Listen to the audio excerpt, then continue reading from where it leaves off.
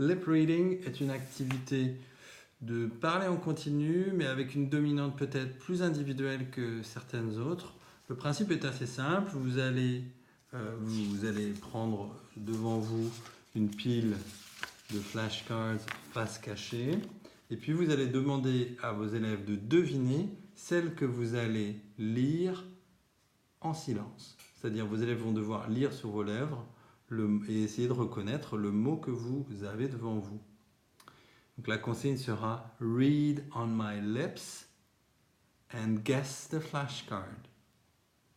Ok?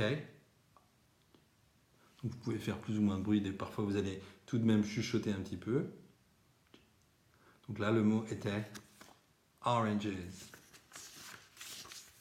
Celui-là est plus dur. Passion fruit.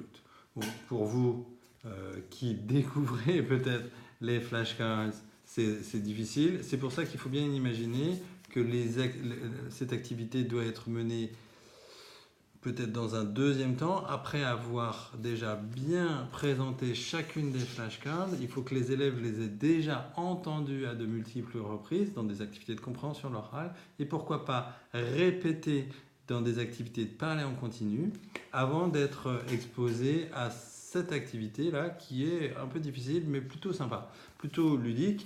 On peut imaginer d'ailleurs tout à fait répartir la classe en deux groupes pour mener cette activité et puis attribuer des points aux groupes qui vont avoir retrouvé. Dans ces cas-là, on va procéder comme ça. So read on my lips and guess the flashcard.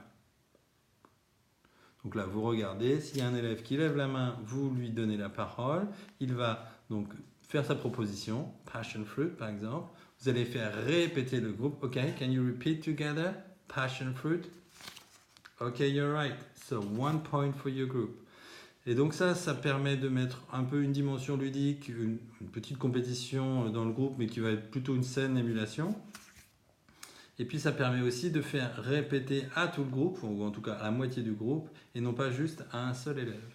Voilà, c'est une activité plutôt ludique et assez sympa qui favorise donc la répétition collective. À bientôt.